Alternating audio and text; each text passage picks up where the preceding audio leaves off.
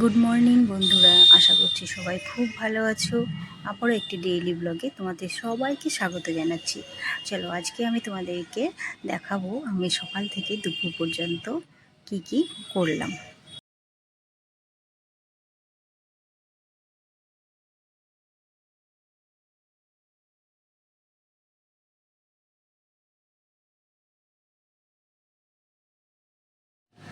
সকালবেলা চা খাওয়া হয়ে গেছে আমাদের। বাবু রোজ আমাকে বায়না ধরে, মা লুডো খেলবো লুডো খেলবো। তো আজ মানে হয়েই ওঠে না, ভাবি বিকেলে খেলবো বা সন্ধ্যাবেলা খেলবো, তো কোনো কারণে হয়েই উঠছে না। তো আজকে ভাবলাম ঠিক আছে, আগে লুডোটাই খেলে নিই, খেলে ওর মুখটাকে আগে একটু ফ্রেশ করি, তারপর না হয় বাকি কাজটা করব। পড়াটা হয়ে গেছে সকালে ওর, তো এখন লুডোটা খেলে নিচ্ছি।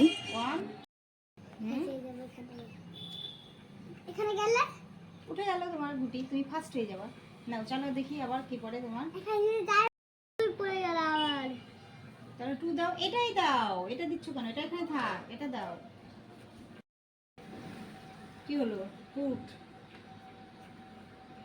কি এটা? কে বললো? দিদি রাখ।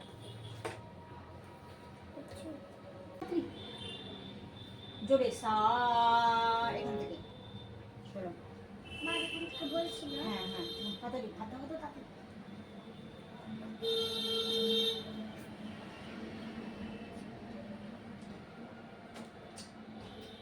বলছি তাড়াতাড়ি কর, 9:30 বাজছে। জোরে সা।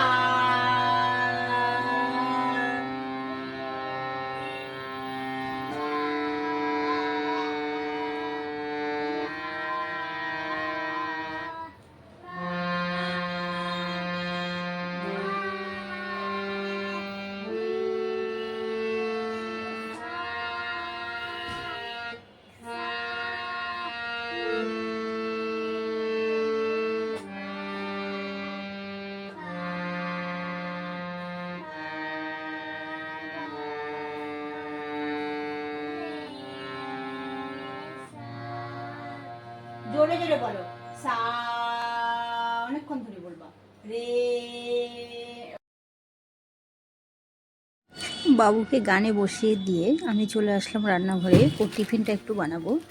তো আজকে ওকে আমি দেবো ডিম পরোটা। ডিম পরোটা আমি এইভাবেই বানাই, তবে কিছুটা আটা কিছুটা ময়দা নিই, আর সঙ্গে আমি পেঁয়াজটা ভেজে নিলাম।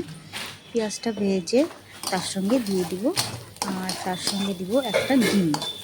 তারপরে ভালো করে আমি ওটাকে মিক্স করে নেব। এইভাবেই আমি করি। তোমরা কে কীভাবে করো জানি না। তো এইভাবে করে দিলে আমার ছেলে কিন্তু বেশ ভালো খায়। তো মাঝে মধ্যে আমাকে বলে, মা ওই পরোটাটা দিও তো। তার সঙ্গে একটু লবণ হলুদ আমি দিব, দিয়ে ভালো করে ব্যাটারটা বানিয়ে নেব, নিয়ে আমি করব। তো আমি একটা ডিম দিয়ে দিচ্ছি।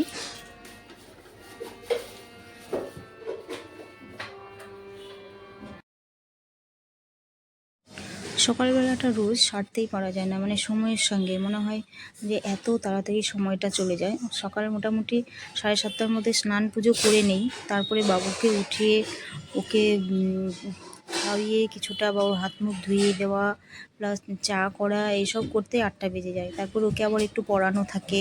আবার এই যে এখন গান শিখছে, গানে বসাতে হয় একটু করে। সকালবেলা না বসলে তো আর বসানোই হয় না, আর এটা সকালে বসানোটাই ভালো।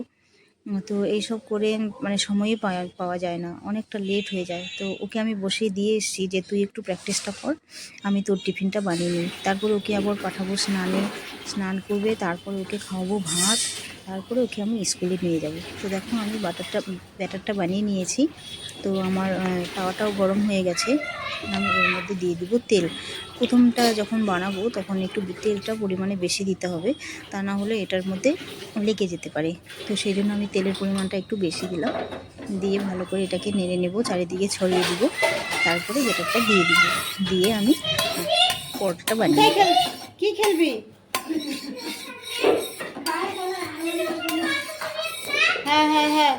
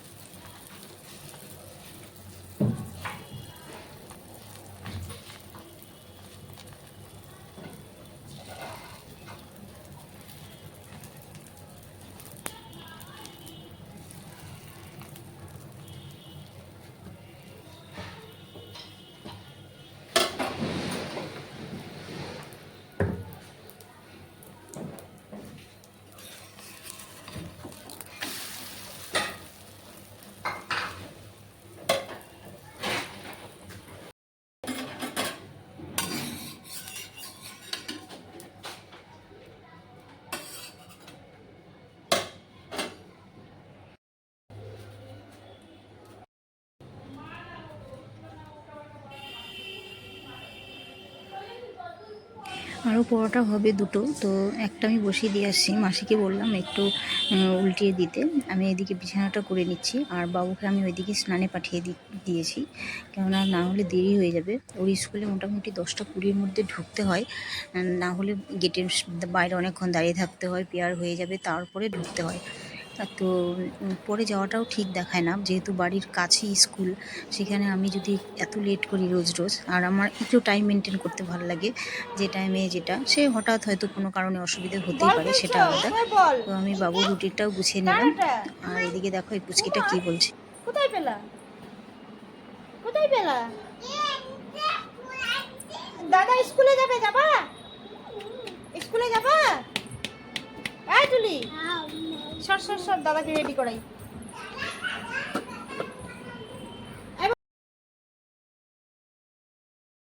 রোজ স্কুল যাওয়ার সময় এখানে নামে ভাইকে টাটা দিবে, তারপরেও বেরোবে।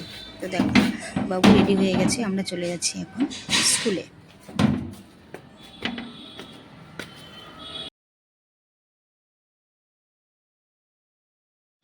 স্কুল যাওয়ার পথে হোক বা যে কোনো জায়গায় যাওয়ার পথেই হোক না কেন, ও যদি হেঁটে যায় তাহলেও এই মন্দিরটাতেও প্রণাম করবে, বা যখন টোটো করে যায় তাহলেও কিন্তু এই মন্দিরটাতে টোটো থেকেই ও প্রণামটা করবে, তারপরে যাবে। আর স্কুল যাওয়ার পথে তো রোজ করেই, আর বেশিরভাগ দিন আমি ওকে স্কুলে হেঁটেই নিয়ে যাই, যেহেতু বাড়ির কাছেই। বাবুকে স্কুলে দিয়ে চলে আসলাম একটু ফলের দোকানে, একটু ফল নিতে হবে। ফলটা শেষ হয়ে গেছে, বাবু যে রোজকার ফলটা খায়, কলা নেব, আপেল নেব, মৌসুম্বি নেব, তো সেটা একটু নিয়ে তারপরে বাড়ি ফিরবো। আজকে আর বরের অফিসে যাব না, বরকে বলেই দিয়েছি আগে যে যাবো না, আজকে বৃহস্পতিবার, আমার স্নান পুজোটা হয়নি। তো এখন দেখো আমি বাড়ি চলে এসেছি, বাড়ি এসে পুজোটাও করে নিলাম। স্নানটা সকালে করেছিলাম, পুজোটাই জাস্ট হয়নি। তো আজকে একটু রান্নাও করব ভেবেছি, কেননা অনেক দিন ধরে নিজে হাতে রান্না করিনি। আমি একটু ঝাল খেতে পছন্দ করি, তো আমাদের বাড়িতে সবাই একটু ঝাল কম খায়, ঝাল তেল মশলা সবই কম খায়। আমার দুই দেওর যা সবাই, শুধু আমার বর একটু ভালোবাসে ঝাল খেতে, আর সব থেকে ভালোবাসি আমি। ঝাল আর লবণ যদি একটু ঠিকঠাক না হয় তো ভালো লাগে না। তো অনেক দিন ধরে ভাবছি, বাড়িতে থাকা হয় না এই সময়টা, করাও হয় না, কেননা বাবুকে স্কুলে দিয়ে আমি সেন্টারে যাই ওখানে, তারপরে আবার স্কুল থেকে বাবুকে নিয়ে বাড়ি ফিরি। তো আজকে যাইনি, সেহেতু ভাবলাম যে আমাদের যে মাছের ঝোলটা আমার বরের আর আমার যেটা ঝাল করে খাবো, তো সেটা আমি আলাদা নিজেই রান্না করব। তো সেই রান্নাটাই করছি। আজকে তো সময়ই পেলাম না, কি সব করে যাচ্ছে। ওই যে বৃষ্টি হলো না হালকা হালকা, তখনই গেছিলাম, বাচ্চা কাচ্চা সব মিলে। না না, কেউ ধরেনি। মাছের ঝোলটা আমি আলু আর বেগুন দিয়ে করব, তো আলু আর বেগুনটা আমি আলাদা আলাদা করে ভেজে নিয়েছি। এখন দেখো ফোড়ন দিয়েছি জিরা, তেজপাতা, শুকনো লঙ্কা, আর তার সঙ্গে দিলাম কিছুটা কাঁচা লঙ্কা, কেননা তাহলে একটু ঝালটা বেশি হবে, কাঁচা লঙ্কাটা যদি এইভাবে দেওয়া যায়। আর দিয়েছি টমেটো। তো এটাকে ভালো করে ভেজে নেব। আর এই দিকে দেখো এই একটু ঘন্টর মতো করে সবজিটা কাটা হয়েছে, এটা কিন্তু মাছের মাথা দিয়ে করা হচ্ছে। এটা আমার যা বসিয়ে দিয়ে ওর নিচে চলে গেছে, তো বললো একটু নামিয়ে দিতে। তো এটাকে আমি একটু নেড়ে চেড়ে দিচ্ছি মাঝে মধ্যে, কেননা একটু লেগে যাচ্ছে তো নিচে, সেজন্য। তো মাসিও মাছের ঝোল করবে আলাদাভাবে। মাসি আজকে যে মাছের ঝোলটা করবে সেটা মাসি করবে হচ্ছে পেঁপে আর আলু দিয়ে। তো যখনই শুনলাম পেঁপে আলু দিয়ে মাছের ঝোল, তখনই আমার মনে হলো না, ওটা আমি খাবো না, তার থেকে আমি নিজেই করি, একটু অনেকদিন করাও হয়নি, তো সেই জন্য আমি নিজেই করলাম। তো মাসিকে বললাম একটু আদা জিরে বেটে দিতে।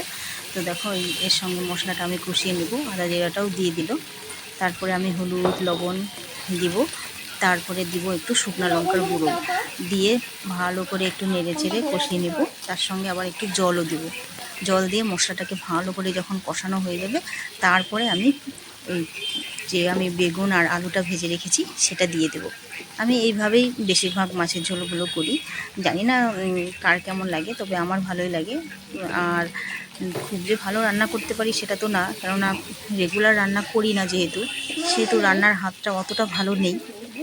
তবু মোটামুটি এখন আমি রান্না করতে পারি আর কি, খাওয়া যাবে, খুব ভালো না হলেও। একদম পাকা রাঁধুনি তো আর নয়, তো চলবে।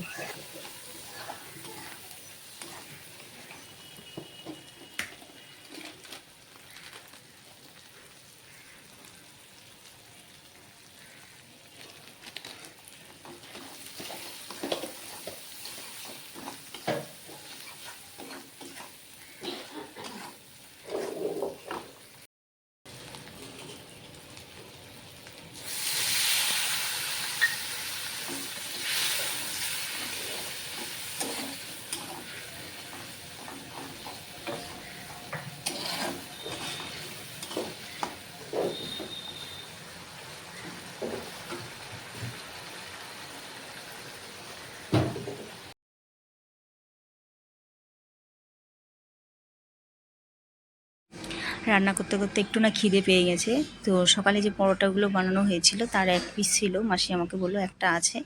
তো আমি বললাম দাও তাহলে একটু খেয়ে নিই। তো খেয়ে একটু জল খেয়ে নেব, তারপরে আবার রান্নাটা করব। আর ওইদিকে মাসিও একটু ভাত খেয়ে নিচ্ছে। এবার দেখো আমার খাওয়া হয়ে গেছে। তো এবার আমি বেগুন আর আলুগুলো যে ভেজে রেখেছিলাম সেগুলো দিয়ে দিলাম। দিয়ে এবার মশলাটার সঙ্গে ভালো করে কষিয়ে নেব। তারপরে আমি পরিমাণ মতো ঝোল দিয়ে দিই।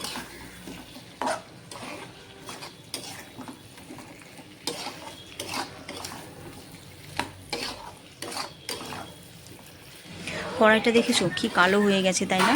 কড়াইটাকে যতই আমরা পরিষ্কার করি না কেন তবু এরকমই হয়ে যায়। আর আমাদের সবারই এই ছোট্ট কড়াইটাতে রান্না করতে বেশ ভালো লাগে। কড়াইটাতে বেশ ভালো হয় সব কিছু, সেই জন্য এটাতেই আমরা বেশি করি। আর আমাদের বাড়িতে তো রান্নাঘরের দায়িত্বটা পুরো মাসির। তো জানোই তো মাসিদের কাজ কেমন হয়, মোটামুটি পরিষ্কার আছে, খুব বেশি তো আর নিজেদের মতো হবে না। আর আমরাও ধরো ছোট ছোট বাচ্চা, সবার বাচ্চা সামলেই সারতে পারি না। এই যে মাসি এখানে সবজিটা কেটে রেখেছে ঝোল করার জন্য, তোমাদেরকে একটু দেখিয়ে দিলাম। আর এটা হবে আমার আমার মাছের ঝোল, মানে আমার বলতে আমি আর আমার হাজব্যান্ড খাবো। কেননা আমাদের বাড়ির আর সবাই তো তেল মশলা কম খায়, আগেই বললাম তোমাদেরকে।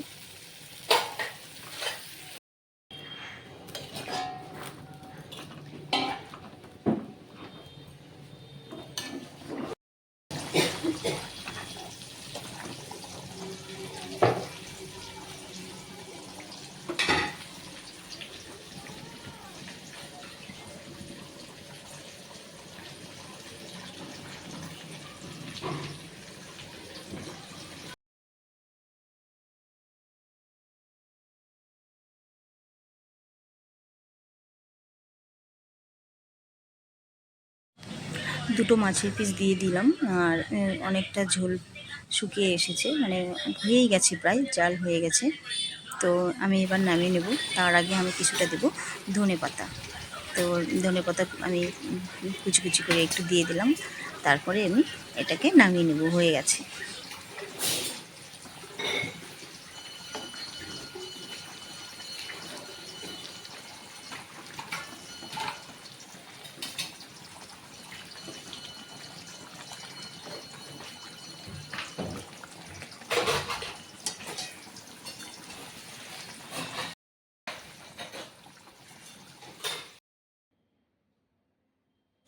রান্না কমপ্লিট, আবার রেডি হয়ে গিয়েছি দেখো। এখন যাব আমি বাবুকে আনতে।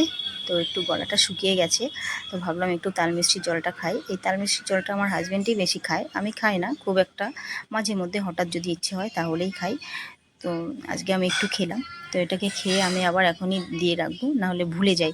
আর আমার হাজব্যান্ড রাত্রিবেলা যখন বাড়ি আসে অফিস থেকে এসে যদি দেখে যে এটা নেই জলটা, তাহলে আমাকে খুব বকাবকি করে, একটু জল দিয়ে রাখতে পারিনি, এই নিয়ে অনেক চিৎকার চেঁচামেচি করবে।